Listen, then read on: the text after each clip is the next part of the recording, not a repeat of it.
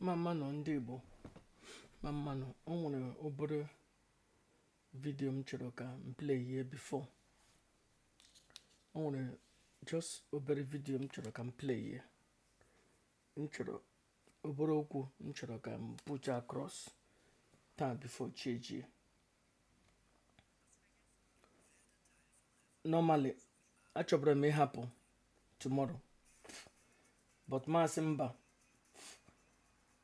na aga m ehi ụra today daga manya may deal with this matter because I want to hear me and I'm a lot of people a lot of people out of here me Chika Edoziem many program today and I want to hear okuru mbone meshi and amam na ndị buribe aga ege ihe maybe agaghị egecha ha niile and here our sub message ka Chika Edoziem passed through but before that time Uchechi ekwuone the same kind of a thing okuru imambo Uchechi Maazị Uchechi cancer pụtara today na-asị na ndị DOS aga sabotage Nnamdi Kanu or DOS under Chika Edoziem aga sabotage Maazị Nnamdi Kanu but she doesn't know that na ha betray yene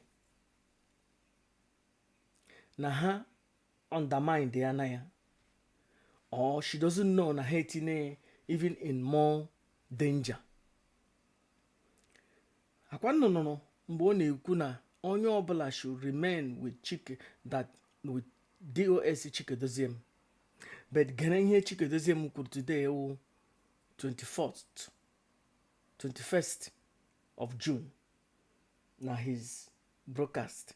I just saw him download oye copy that place ihe okuru. And you have to understand that here a statement mmadụ mekiri because of a various statement onye ahụ na-ekwu. So mistakenly I just cheap something maybe kọwaa ya later ihe o mean by that. Here a specific statement ka o mekiri and don't articulate properly. But before then, can I get here Uchechi cancer kuru? Uchechi in a very big mess. On my human way.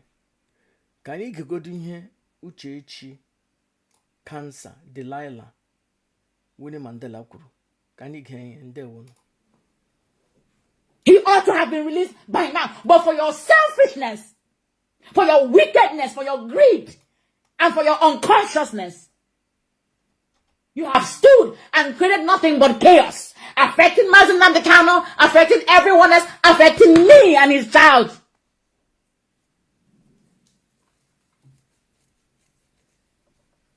So you all better sit up and protect IPOB like it's your life.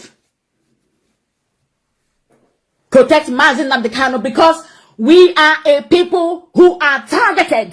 Ndị beribe na mara na ndị iro ha chọrọ ka ha nwụsịa ndị beribe.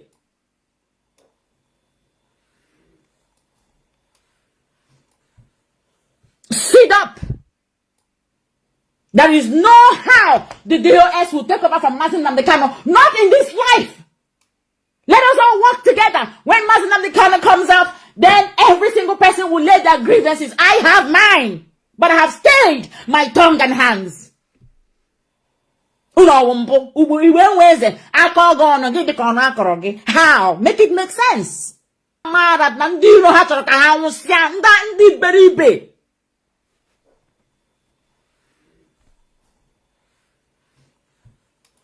Sit up.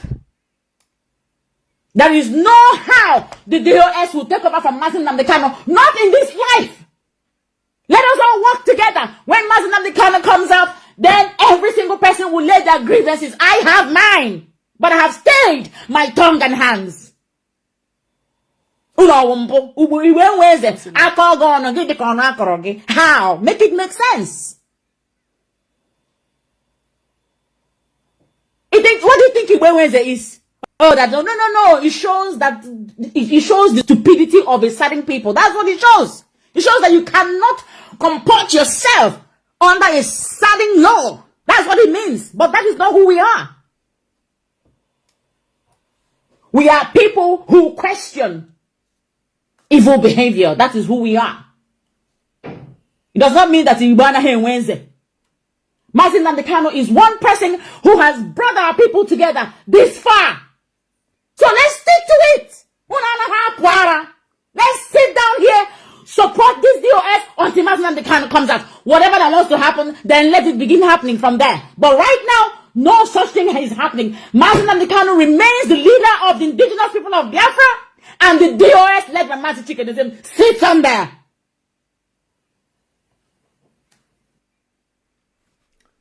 Number one, you have to understand the Nawanye.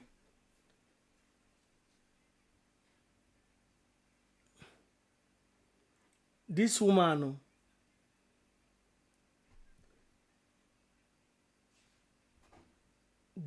erube n'ugwu na 11 ịkparị ụmụ nwoke openly according to Igbo tradition. Nya ube a young lady, although no feeling ya nwoke. Ọkparịga ndị Igbo. Ọkparịga ụmụ nwoke. Nwaanyị karịa 35 years old.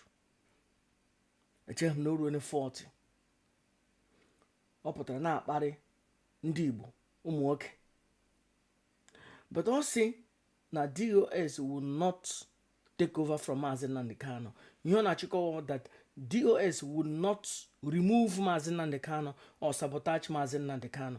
Akwa nnụnụ mgbe m na-ekwu okwu today, may wọpụta messages ihe ndị one of the members of DOS dere.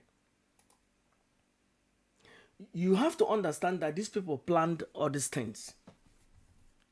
This guy here couldn't hear. Achọm ịkpọ ya aha because I don't want achọm because ọkpọbe m aha directly before. But aha ya nọ nga. O kwuru ya on the 19th of June. Lee ihe o posturu. Ọ sị na suspend ya na ọ na-ewepụla the office of the leader. Na-ewepụla office of the leader and the Radio Biafra director post indefinitely. Mgbo m play in this video, ndị mmadụ cheno a random something or somebody just na-ede ihe ọ likere mgbe niile. Because everybody mana that guy dere ihe every time ya apụta kwuo ihe otu o ji chọọ. But ihe awụ a planned thing ha plan no before. Mana na Uchechi Cancer plan on a program on Saturday. Si na Chika Edoziem ga-abịa on Sunday bịa kwuo.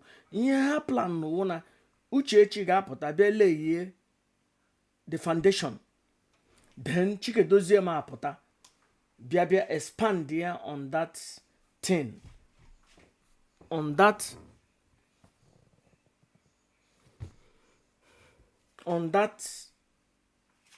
may elaborate ya here Cancer Uchechi kwuru as a policy. But before the time that guy ahụ bidoro na si eburu ụzọ dee ihe ndị ede tinye na social media or apply on ahụ otu eji ha tinye na newspaper or whatever through their propaganda. As in IPOB suspends Nnamdi Kanu. Now, you have to understand something. ihe awụhụ a random thing ndị ejosoro kwuo. Ihe ewu a plan, articulated sabotage. Ịma Maazị Nnamdi Kanu mma. And Uchechi is the ringleader of all these things. Because a low otu nwe program on Saturday. Plan na Chika Edoziem ga-abịa on Sunday. Rukwe on Sunday.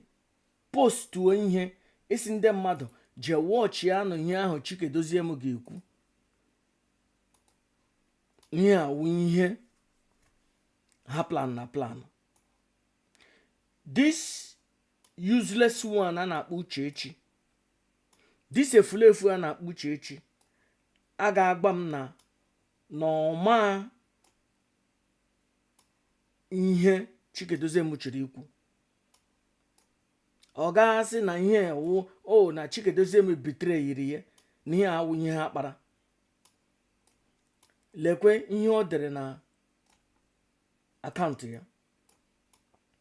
Ọ dere ya today. Ọ sị, do not forget that HDOS Maazị Chika Edoziem will address Biafrans and the whole world live today, Sunday 21st at June 2026, 7:30 p.m. So this woman ha nwere ha a plan, a strategy. Number one, somebody just post to ihe ndị eche no egwuregwu ka ha na-egwu. Anyị che na egwuregwu ka ha na-egwu. But ihe a wụ ihe plan. Ihe a wụ ihe ha plan. Now, and ya pụta bịa smooth oyi isi ha onye ọbụla chill down. Na-enwe ihe DOS ga-eme. Because of Maazị Nnamdi Kanu achụọna Chika Edoziem, and finally enwere document pụtara na achụọna ha finally from IPOB. That document pụtara this evening. But granny ihe Chika Edoziem kwuru na broadcast ya today. Because granny, maybe your was a lot of people again the program, but they will not get it because it will take a different kind of understanding to get sub messages. Granting. We want you to bring out the atrocities of Python Dance 1, 2, and 3 in the media circle once more, so that people will understand why and the reason behind our decision to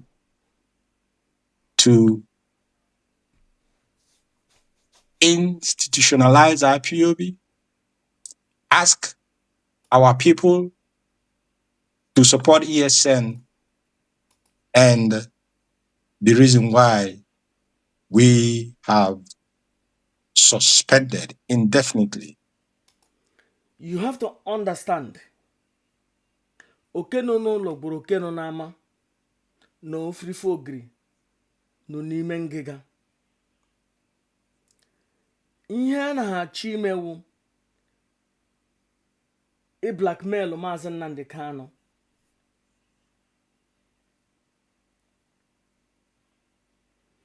Ihe na-emewu blackmail Maazị Nnamdi Kanu. Na ihe mere na Python Dance na osi Maazị Nnamdi Kanu n'aka. No ya kọsụrụ Python Dance. Ọ no ya kọsụrụ ndị nwụrụ maka ihe Python Dance. Ịghọtara na lol that useless efulefu hụ na-akpọ onwe ya lol a na-akpọ Madam Punk. Ọ sị na ọ Maazị Nnamdi Kanu kọsụrụ the Python Dance. No ya mere ndị nwụrụ ndị ji nwụọ. Now, Chika Edoziem asị na ha wepụta ha videos ndị ihe ndị niile mere na Python Dance that we have to revisit it again. No ihe mere ha ji reach to a decision suspend. So Chika Edoziem na-akọwa na aga m play ihe na ha suspend yana the office of onye ndu and the office of the head or the leader or the leader of Radio Biafra. That means this office in Nnamdi Kanu, Maazị Nnamdi Kanu na-hold. Chika Edoziem ji ọnụ ya today kwuo na ha suspend ya. So ihe awụzighị rumor. Ọwụzighị na jọrọ ga anyị just na-ede ihe na-apụta na-akọ ihe niile all like all this why just na-ede a random thing. But ihe ewu a planned event. Her plan ahead of time before Maazị Nnamdi Kanu achụ Chika Edoziem. So ya wụ na Maazị Nnamdi Kanu delay ịchụ Chika Edoziem ndị kare iwepụ ya officially that the US reach any decision that na ha ga-ewepụ ya because of all the things mere because of the Python dance. So can play here this voice recording again. Originally ya broadcast here today.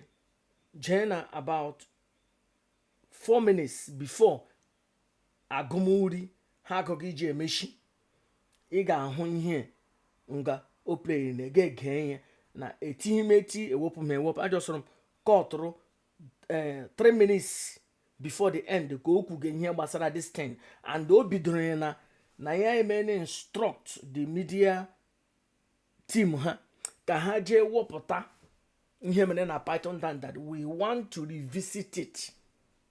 Na ha chọrọ ilebanye anya and no ihe mere ha ji form their decision today for suspend the office of onye ndu that IPOB enwezighị office of onye ndu and na-enwezi onye na-achị Biafra that Biafra nọzi under DOS na emene institutionalized na wụzi one person na-achị. This useless woman nọ ya na-achị ịchụpụ di ya na organization ohiwere as if na ha nwere ike ịchụpụle Maazị Nnamdi Kanu because Maazị Nnamdi Kanu legally hiwere IPOB and ọ chụọ na ha before ha chọọ ịsabotage ya. Ka anyị gee ihe nwanyị nzuzu soro na ndị iro somebody ọsị mụrụ na ya nwa ya esoro ndị iro ha a na-egbu dị manụ mma mmiri na-eri ya ụgbakọrọtele ivi na-achọ ipushupụ ya na organization ohi nwere mgbe nwoke hụ nọ n'aka ndị iro. Ka anyị gee ihe Chika Edoziem kwuru. Agwala m nọ nga m kọpụtara this video this speech gwakwa na otu unu ga-eji ahụ ya. You must not listen to ihe niile Chika Edoziem kwuru. Jee at the end iruo ebe a na-agụ uri at the end ga back a little bit 2 or 3 minutes on go kwuru ihe and o kwuge specifically on this issue because ọ kọchara ihe ọkọga before ya asị media warriors ha jee chọta na these videos play any again. We want to revisit that issue that is ihe mere in the past. Achọrọ ihe wepụ ya na nga ha no reach their decision ịchụ Maazị Nnamdi Kanu. Echiri gwa m na this idiot ama ihe ha mege or maybe ha sabotage ya. There are two things, either ọma ihe ha mege or ha sabotage ya betray ya na ihe. But at the end of it, all this idiot will the loser now because ndị support yesterday and today atọ na back na amazi onye osi mụrụ na ya nwa Emmanuel kwurugushie gbara ya ticket nye ya ego ji mee passport. For the best of my knowledge, this ewu enweghị passport na Nigeria before. Maazị Nnamdi Kanu nyere ego ji gbaa passport. Maazị Nnamdi Kanu nyere ego ji jee embassy jee Lagos ma apply for visa enye visa. Maazị Nnamdi Kanu kwụrụ anyị ụgwọ flight o ji bịa UK. Maazị Nnamdi Kanu rentiri ụlọ this idiot bi the first ụlọ o biri na UK. Maazị Nnamdi Kanu ji ego ya kwụ ụgwọ ya kpọbata ewu a na-achọzi ịchụpụ ya na organization. Even ewu a chụpụrụ ya n'ụlọ. Ewu chụpụrụ Nnamdi Kanu Nnamdi Ezebiro supreme commander n'ụlọ na England. Ọ maka ihi atụ ka Maazị Nnamdi Kanu ji gba ọsọ from England. o nwere ihe anaghị akọ no maybe the British government chọrọ ịkpọrọ maazị. That is not true. onye ọbụla gwara gị ihe a ajọsọ na-agba ukwu ose okirikiri. Ọ maka nwaanyị ka maazị Nnamdi Kanu ji gba ọsọ na England because maazị Nnamdi Kanu ahụra na nwaanyị chiri tinye na trouble. Maybe ọ chọrọ ka otu onu eji eme ya akụọ maazị Nnamdi Kanu ihe, ọ eme ya aba maazị Nnamdi Kanu ọgụ, ọ eme ya amanye ya, maybe mistakenly maazị Nnamdi Kanu kụọ ya ihe or something, then ya akpọ ndị welfare ha abịa buru ya, and from there maazị Nnamdi Kanu ga-anọ na a very big problem. Even nwere ike lead na Britain might even remove his citizenship. Esizi na o betray the trust ha nyere ya. So maazị Nnamdi Kanu agba ọsọ na England on because of ewu a onye o jejekwa ụgwọ ishie kpọrọ ya bịa ala bekee kwụọ na ya ụgwọ, jie otu na-eji aba flight, jie otu na-eji aba Uber, jie otu na-eji ebiri na the country. Ugbu o birine, ọ chụpụrụ onye kpọtara ya ala bekee, chụpụ ya n'ụlọ.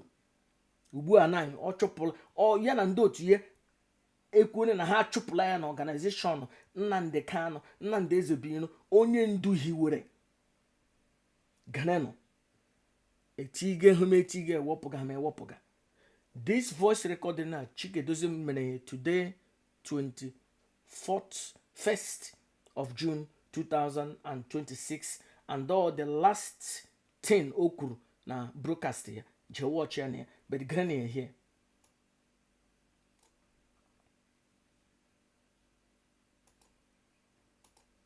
We want you to bring out the atrocities of Python Dance 1, 2, and 3 in the media circle once more, so that people will understand why and the reason behind our decision to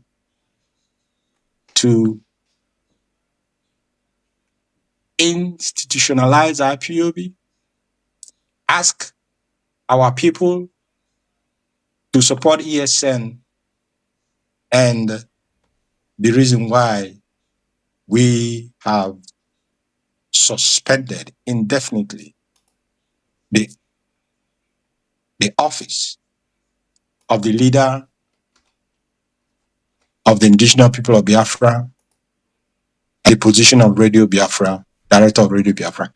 Maazi Chika Edoziem, I am not the leader. There is nobody who is the leader. It is the DOS that is the leadership piloting the affairs of this very movement. I just happen to be a head among equal. That's why I go with the appellate head of director. I am not a leader. We have no deputy leader.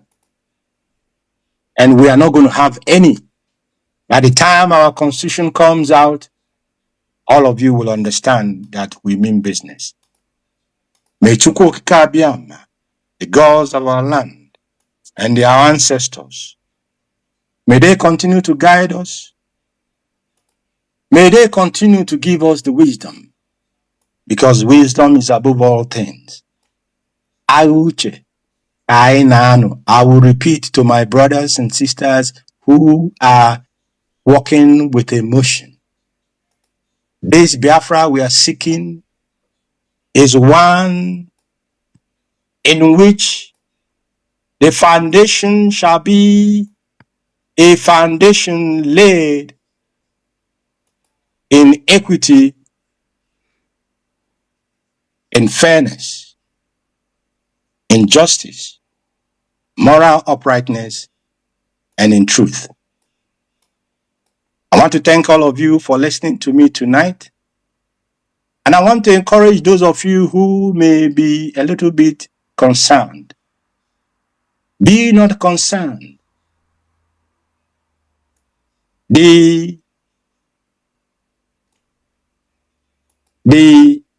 The actions of a lion, no, a leopard. The absence of a leopard is stilled and surprise. I want all of you to continue to remain dedicated.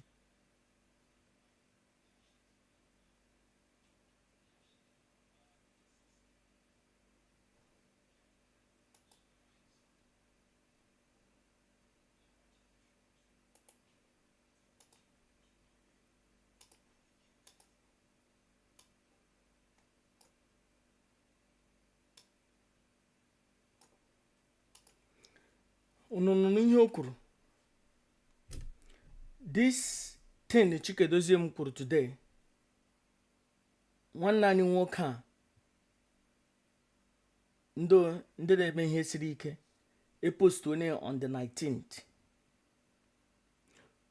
So the decision no ihe Chika Edoziem mana announce taa ọwụ taa ka ha discussrụ ya ede on the 19th of June 12:15 p.m. n'ekiti abalị. So after he discuss chara n'abalị ha ete ihe Uchechi cancer Maazị Uchechi apụta na-agwa anyị na Chika Edoziem ga-apụta bịa eme broadcast na onye ọbụla gee ihe no o kwuru today no Chika Edoziem ga na pilot the affairs of this movement daga Maazị Nnamdi Kanu apụta. Ihe awụ a calculated attack, a strategic calculated attack against the supreme commander of the indigenous people of Biafra, Nnamdi Kanu, Nnamdi Ezebino. Ọwụghị onye ọbụla will understand that. Ajọsụrụ m sị ka m ga-egere ihe this guy kwuge. Chineke mee ebere abatara m at the right time. Oruhu 10 minutes mgbe a na-emechi mgbe anyị batara ma agba ịga the 10. Clear and behold tam. So ọwụ na m egeghị ihe akara m ịhụ this thing. And a lot of people gere ihe aghọtaghị ihe o kwuru. Ọ ha na onwe ha ma ihe ha na-egwu. Our people ala efuone na nwaanyị nwoke jeje lụrụ kwa ugwu ishie kpọrọ ya jee ala bekee. Nwaanyị achụpụla di ya n'ụlọ. Nwaanyị wuti ndị iro di ya ekpene achụpụ di ya na organization ashim di ya achụpụ Maazị Nnamdi Kanu na organization Maazị Nnamdi Kanu hiwere. Nwaanyị jejekwa ugwu ishie n'ụlọ kpọrọ ya bịa ala bekee. Nwaanyị awụọ na taiga. Nwaanyị apụtazie on the public na-akparị ụmụ nwoke. Nwaanyị pụrụ utu na-aba mba na-ekwuzi okwu ka nwoke na-ekwu okwu ka maazị. Chiejiene but ọ ka nọ hụ ihe ama most of the people akara ihe ịghọta ihe maybe ọ kara take 2 or 3 weeks before ha amata ihe. But anyị ihe ekpuchi for the children of men. Ihe ekpuchi ihe ekpughere for the children of men. Ihe ekpuchi for the children of the Most High. Ndị nọ na mmụọ. And anya okenye eji ahụ ọkakara aka ka m ji hụ na ihe wụ sub message na this message na ihe awụ a coincident on ihe planned event na Madam Cancer na Maazị Cancer ga-apụta bịa kwuo okwu rebuke Barrister Aloy Ejimakor. Chika Edoziem ga-apụta bịa rebuke Barrister Aloy Ejimakor. Madam Maazị Cancer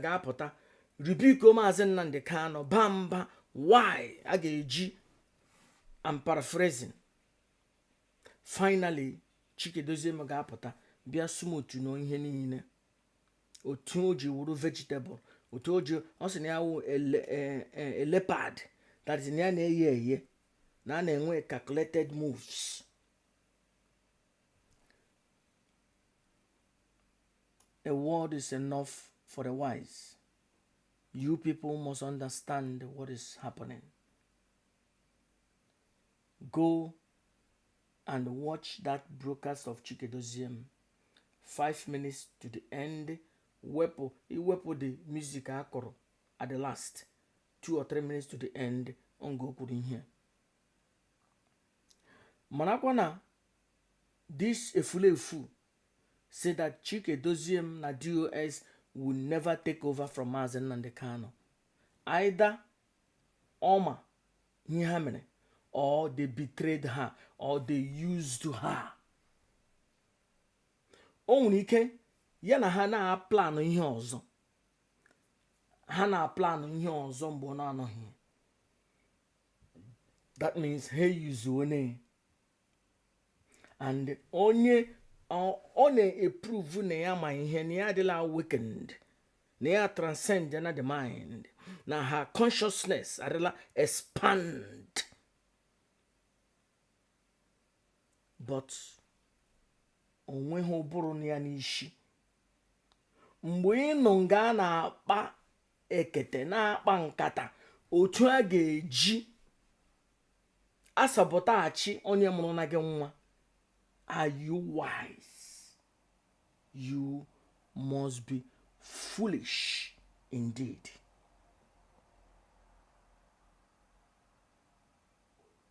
You must be a fool. You must be onye iberibe, onye nzuzu. And you know why she was shouting and crying? Only one voice recording emisrim he play here before.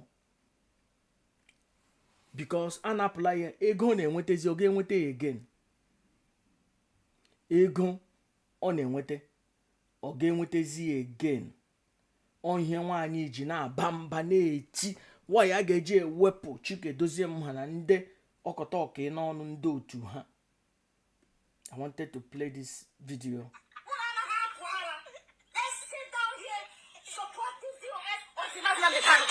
Whatever that wants to happen, then let it begin happening from there. But right now, no such thing is happening. Mazi Nnamdi Kanu remains the leader of the indigenous people of Biafra, and the DOS let the Mazi Chika Edoziem sit on there. Hey, nna ihe karịkwara ọsọ na ogene ewu nekwanu anya ewu oni dukwara help oni dinu help biko no mara na ebe oni ya akpọji ya ka oje need help ọsọ na onende on refer to herself ko nende ko na asị na ha dị mad oni did help. This woman need help. Nwaanyị na-erube ihe o nwere group age, odiri age nwaanyị ga-eru. O nwere ike ịpụta ma adreesị ụmụ nwoke n'ala Igbo maka ọ wụọ na nne nwaanyị katara ha. This efulefu erube 40 years. Lee otu o ji na-akparị people na kwụrụ with Mazi Nnamdi Kanu. Then let it begin happening from there. But right now, no such thing is happening. Mazi Nnamdi Kanu remains the leader of the indigenous people of Biafra, and the DOS let the Mazi Chika Edoziem sit on there. Do you know what she's saying? She is rebuking Onyendu Mazi Nnamdi Kanu. That the decision of Mazi Nnamdi Kanu is nullified. That Chika Edoziem sits there. That means Mazi Nnamdi Kanu has no power to remove Chika Edoziem. But ndị ya na ya na-arụ ọrụ nwere a different plan. Ndị ya na ya na-arụ ọrụ nwere a different plan. Ya na-ama Nnamdi Kanu mma n'azụ. Ha na-amakwa ya mma n'azụ. ndị Igbo ala efuone akwa ihe nọ na-asị jee ala Igbo jee lụọ nwaanyị jee ala Igbo jee lụọ nwaanyị jee ala Igbo jee lụọ nwaanyị ka nwoke jere jee kpọrọ iji jee kpọrọ atụrụ Awụsa akpa handbag ya ka ụbụrụ na ya n'isi.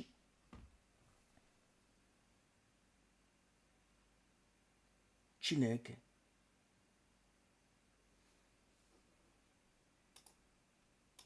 unu hụrụ ihe niile. I gotta go and sleep. Chiejiene. So ihe ndị ha na-ekwu ha na-post all along was a calculated strategic moves iji counter the decision of the leader of the indigenous people of Biafra. They planned it. The attack dog putara post all these things through their medias. Madam Maazị Kansa apụta smooth una ha ihe. Chika Edoziem apụtazie bịa ma the final dagger. But you have to understand, I love what Barrister Lawyer Jimako wrote on Twitter. Can you suspend or sack someone you appointed? Yes. Or can you sack someone who appointed you? Both can be correct. Only one can be correct. Both cannot be correct. Only one can be correct. Which one? Maazị Kansa, Maazị Delilah, Maazị Winnie Mandela. Which of those things are correct? According to Code of Conduct of IPOB, Chika Edoziem sị na ha ga-echenjizi Code of Conduct, na ha ga-edegharị new. So organization onye ọzọ hiwere, onye hụrụ n'aka ndị iro, gị na nwaanyị ọ jiri kwụ ụgwọ isi unite ya na-achọ ichenji the Code of Conduct, the document eji hiwe the organization. I hope the lawyers of Maazị Nnamdi Kanu will begin right now to sue these people before they will start to do their shenanigans. Ndị Igbo ala efuone. Ala Igbo na-agbaghara aghara. Ala Igbo efuone na mmadụ na nwanne ga-eje ịchụ nta. Ha hapụ anụ gbawazie ọkpa nwanne ha. Na nwoke jere na Biafran land were ego jee kpọrọ efulefu kpọrọ iji nọ na nsogbu, iji efere fige n'aka ndị iro, iji efi n'aka ndị iro, onye kpọtara ya ala bekee.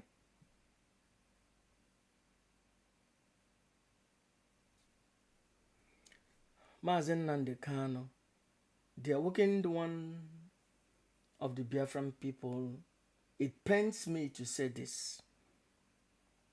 It pains me indeed. I don't take pleasure in saying that I said it. It hurts me. It pains me. The awakened one of the Biafran people, Biafran spiritual leader, has been vindicated.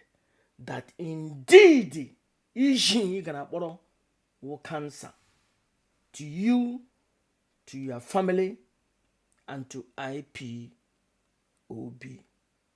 With due respect, Supreme Commander of the Indigenous People of Biafra, onye ndu, onye ọma, ọgọ m nwoke nwaanyị iji na-ekwu ụgwọ isi ya ewu isi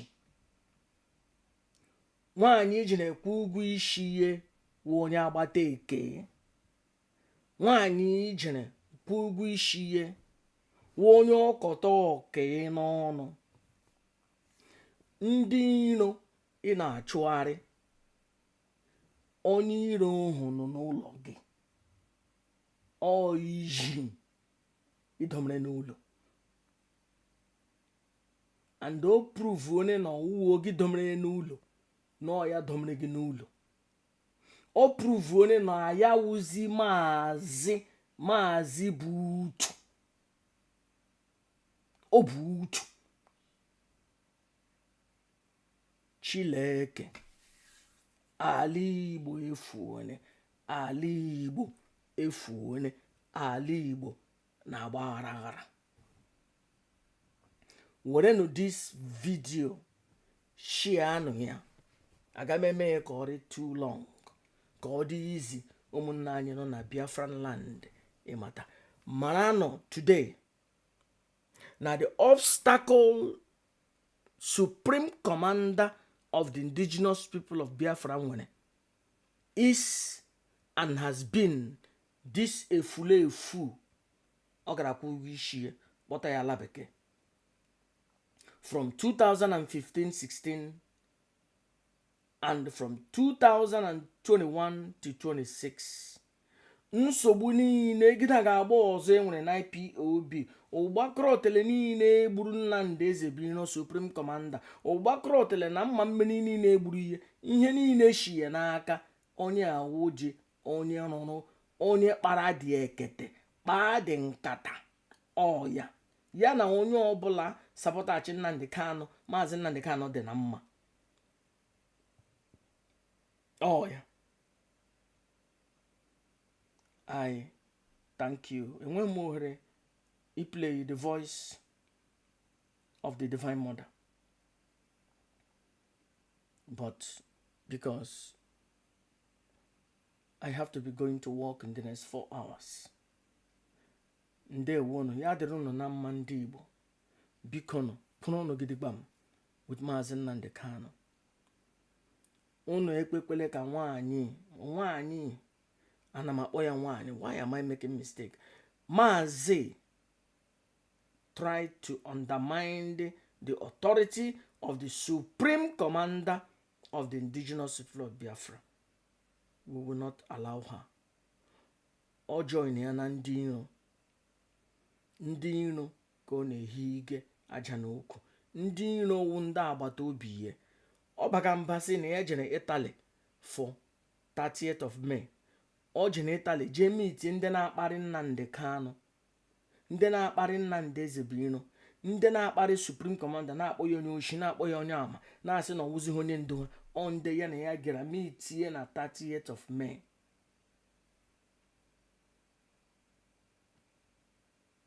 nwanyị indeed have no empathy she doesn't feel na onye a na-eme ihe wụkwanụ onye ọsị mụrụ na ya nwa onye a na-agba mgbe okporo owu onye ọsị mụrụ na ya nwa nọ n'aka ndị iro akwọsị na ụmụ abụọ ka ya mụrụ mbụ ugbu a okwu onye na owu otu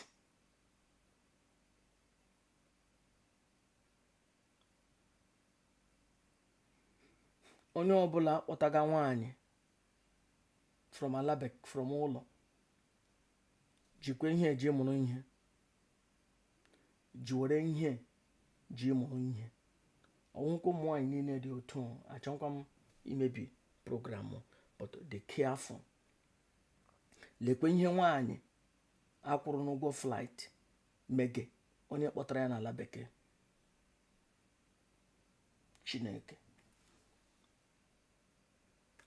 the awakened one Biafran spiritual leader ihe a dị eme mma ya dị eme mma ya dịkwala chime mma ọ dị eme mma ndewonu biko tụsasịa na this ihe onyonyo na ka o ruo iji ọtụ ntị, ka o ruo efulefu ntị, efulefu. Hapụ Nnamdi Kanu. Nnamdi Kanu onye ndu. And Nnamdi Kanu, ndị Igbo, thousands and thousands and thousands of infant and suckling kwuru na ya gidigbam. He is the supreme commander of the indigenous people of Biafra. And he is the only one that appoints or sack according to the IPOB code of conduct. This is Giotto. Ye nwee problem ya na Nnamdi Kanu nwere, Nnamdi Ezebiro, ha je settle lawyer on their own. But ye wepụ aka na IPOB. Ye wepụ aka n'ihe ọbụla gbasara Nnamdi Ezebiro, because o chegeghị na Nnamdi Ezebiro echiche ọma. O nweghị a good intention towards Nnamdi Kanu, supreme commander. Because ihe niile ọ na-aplan otu a ga-eji asabotachi Nnamdi Kanu, otu ndị niile ọ laikiri onye ọbụla sabotachi ga Nnamdi Kanu.